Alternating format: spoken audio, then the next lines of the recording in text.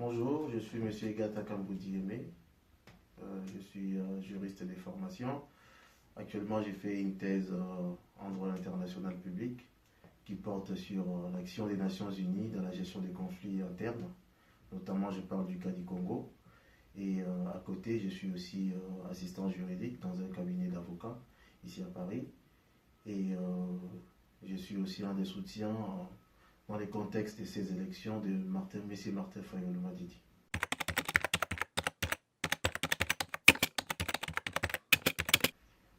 Bon, vous savez, madame, la victoire de M. Félix Tshisekedi, c'est une victoire qui est inattendue parce que nous avons tous vu comment est-ce que M. Martin Fayulu a été quasiment plébiscité par le peuple congolais. Donc, partout où il a battu campagne, le peuple était avec lui, le peuple se sentait intéressé par son discours.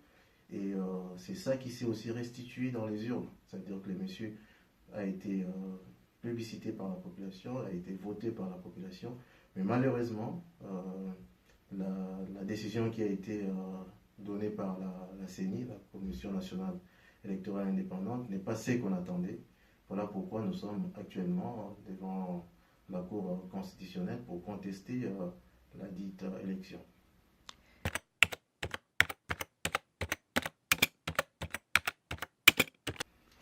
Bon, vous savez, il y a plusieurs scénarios qui peuvent se dessiner. Déjà, vous le savez très bien que la Cour constitutionnelle, je suis juriste, je dois les rappeler, que l'article 168 de la Constitution dit que les décisions de la Cour constitutionnelle est inattaquable, c'est-à-dire que c'est imposable à tous. Mais malheureusement, nous avons une Cour constitutionnelle qui, depuis 2016, déçoit plus d'une personne au Congo, déçoit la population.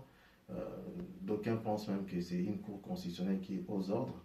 Donc ça ne m'étonnerait pas si je voyais la Cour constitutionnelle confirmer l'élection de M. Félix Tshisekedi comme président de la République.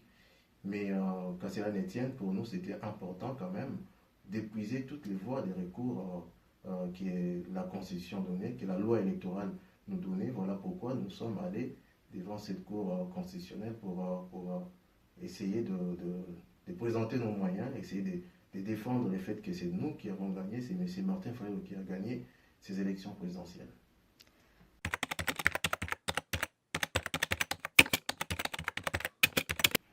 Bon, pour le moment, on n'en est pas encore là, parce que c'est vrai que la Cour va se prononcer, c'est vrai que nous n'avons pas trop confiance en cette Cour, comme je viens de le dire, mais les juges peuvent aussi se dépasser. Ce sont des hommes et des femmes qui lisent aussi ce qui s'écrit dans la presse, qui voient aussi comment le peuple congolais est en train d'exprimer son mécontentement par le fait que la vérité des urnes n'a pas été respectée. Et la SENCO aussi a dit la même chose, que les résultats qui sont donnés n'est pas les bons résultats, c'est-à-dire la personne qui a été on peut dire, élue comme président selon la CENI n'est pas la personne qu'on attendait. Donc les juges peuvent aussi se dépasser pour réellement dire les droits et rétablir M. Fayulu dans ses droits. Permettez-moi la tautologie. Et si cela n'arrivait pas, il y aura bien plusieurs possibilités qui s'offriront à nous. C'est au peuple congolais lui-même de réclamer sa vérité, la vérité des urnes. Mais il y a aussi le fait qu'on peut aller devant les juridictions supranationales pour essayer de présenter nos moyens et dire que M. Fayulu a gagné.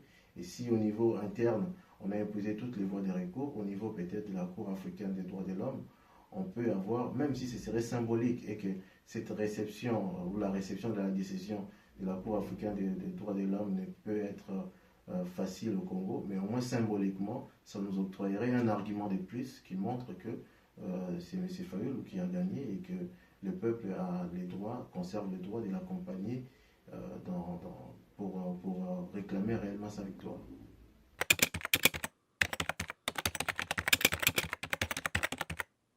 Et je peux encore le redire aujourd'hui, j'accuse Félix Tshisekedi, j'accuse aussi M. Vital Kamerhe. Je les accuse pour deux raisons. Premièrement, nous tous, nous, peuple congolais, nous avons eu un brin d'espoir quand on a vu les acteurs politiques se réunir à Genève.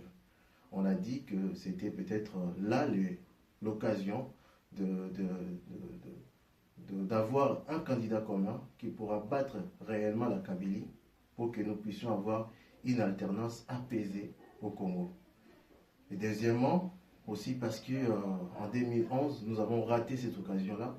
Nous avons dit que cette fois-ci, c'était la bonne occasion de battre réellement la Kabylie et aussi de remporter un bon uniforme ces élections.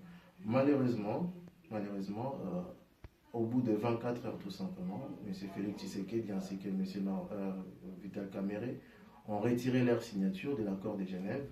Et c'est cette division ou ce schisme-là de l'opposition, c'est ça qui a engendré toute cette crise que nous avons aujourd'hui. Parce que si l'opposition était restée unie, je pense qu'on n'aurait pas cette alternance à minima que nous avons aujourd'hui. C'est que M. Félix Tshisekedi a négocié avec la Kabylie pour être proclamé comme président de la République. Moi, j'appelle ça une alternance à minima. Voilà pourquoi même la population dans son ensemble n'est pas contente. Donc c'est la première fois en Afrique qu'on voit un opposant être élu président de la République, mais qu'il y ait des mécontentements dans certains coins, notamment, vous le savez bien, à Kikwiti, dans une partie de la capitale, ainsi qu'à Kisangani, il y a eu des échauffourées pour dire que la population dans son ensemble n'est pas content. Donc c'est pour ça que j'accuse ces deux personnalités, parce que j'ai comme l'impression, et je pense que c'est vrai, qu'ils ont fait rater à la République une occasion en or d'avoir vraiment une alternance apaisée des institutions. Parce qu'aujourd'hui, à cause de ces deals qu'ils ont fait avec les régimes actuels, ou le régime de M. Kabila, nous aurons encore les FCC comme majorité au niveau du Parlement, du Sénat, et de plusieurs assemblées provinciales qui vont forcément élire des gouverneurs et des vice-gouverneurs de leur obédience. Ça veut dire que nous ne sommes pas encore dans une alternance, dans une vraie alternance. Nous sommes dans une alternance des pacotilles. Donc tout ça, c'est parce que je pense que c'est le psychodrame de Genève qui est à l'origine de tout ce que nous sommes en train de voir aujourd'hui.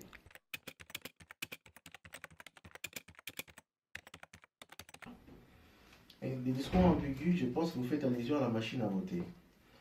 Je dois vous rappeler, madame, que la machine à voter n'est pas légale, même si M. Fayoulou, à la fin, a dû se réviser pour aller à ces élections avec la machine à voter. Mais sa position, moi, je l'ai soutenue jusqu'au bout.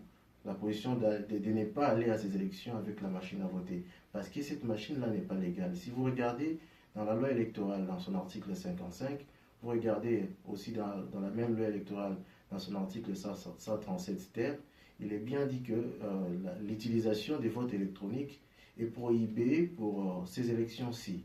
Donc la position de M. Martin Fayoulou était une position légale, était une position conforme à la loi. Mais seulement, compte tenu des implications ou des réalités politiques, il a dû se raviser à la dernière minute, et surtout, vous le savez très bien, avec l'incendie qui a été qu'on a connu au niveau des locaux de la CENI à Kinshasa. On a voulu lui imputer la responsabilité de cet incendie et stratégiquement, il a dit je dois peut-être adapter ma position pour ne pas être reconnu comme responsable, parce qu'on pouvait dire que comme c'est lui qui boycottait les machines à voter, qui serait à l'origine de cet incendie-là. Et mis à part ça, il y avait aussi un jeu politique ou un calcul politicien ou politique derrière, parce que la population, et je pense que M. Martin Fayoulou s'en est rendu compte, la population, partout où il passait, lui passait les messages qu'avec ou sans cette machine-là, nous allons te voter.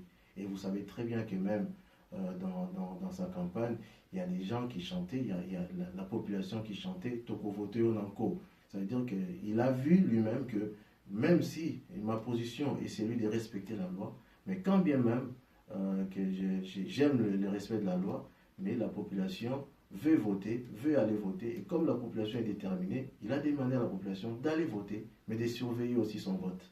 C'est ce qui s'est passé.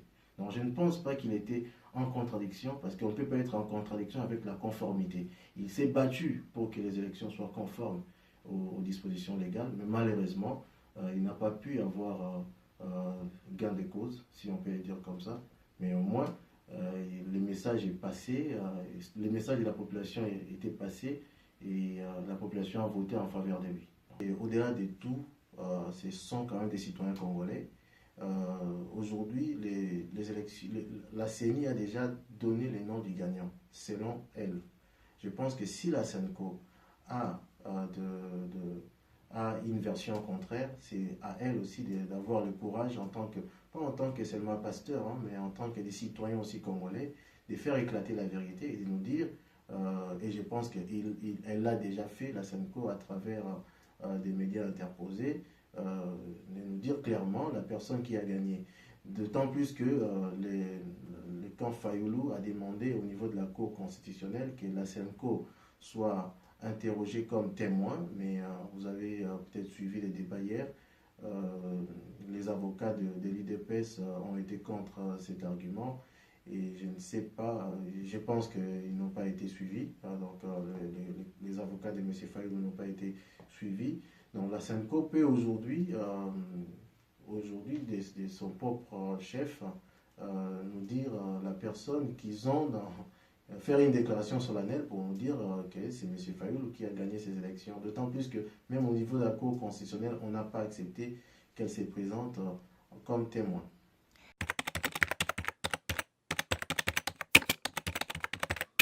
La vérité ne doit pas diviser, la vérité doit rassembler. Ce que nous demandons à la SENCO, c'est de dire la vérité sur la personne qui a gagné. Je pense que la SENCO l'a déjà fait. Tout ce que nous demandons, c'est peut-être qu'elle fasse une déclaration solennelle avec des preuves à l'appui, mais elle l'a déjà fait. Et le dire, ce n'est pas diviser les Congolais. Je pense que toute société doit se bâtir sur la vérité, sur les principes. Et dire que telle personne a gagné, c'est ça la vérité des urnes, et nous voulons que cela soit respecté, n'est pas diviser les Congolais. Par contre, la question du tribalisme, j'aimerais bien m'y étendre quand même, parce que c'est très important. On a vu les débats sur les tribalismes durant toute cette campagne électorale, et aussi même après la publication des élections.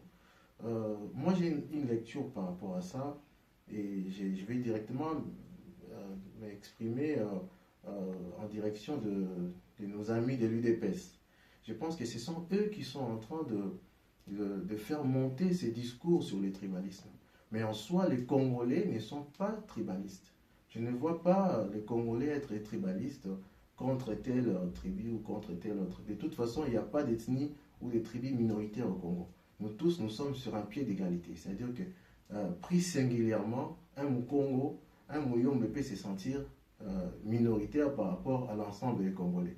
Pris singulièrement, un Moulouba peut se sentir minoritaire par rapport à tout. Nous sommes tous minoritaires pris singulièrement. Donc, par exemple, quand c'était les Palous qui s'étaient alliés avec le PPRD à l'époque, en 2006, ce n'est pas tous les gens de Bandundu qui se sont sentis obligés de répondre de cette alliance-là du Palou avec le PPRD.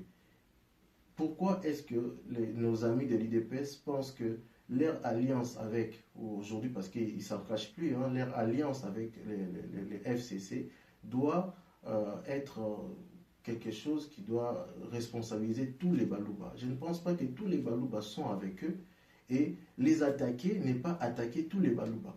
Comme aussi en 2006, quand on attaquait Kizenga par le fait qu'il s'est allié à la Kabylie, je ne pense pas que les gens des Bandundu se sont sentis attaqués parce qu'on attaque Kizenga. Non, on attaque Kizenga comme personnalité publique ou politique. Et aujourd'hui, si on attaque aussi Félix Tshisekedi, à tort ou à raison, hein, à tort ou à raison, si on attaque, on s'attaque à l'UDPS et à Félix Tshisekedi. Et cela ne peut pas être considéré comme des attaques contre toute la communauté Louba, qui, nous devons le dire, ne sont pas tous aussi comptables des actions politiques de l'IDPS et qui ne sont peut-être pas aussi d'accord avec ce que fait l'IDPS.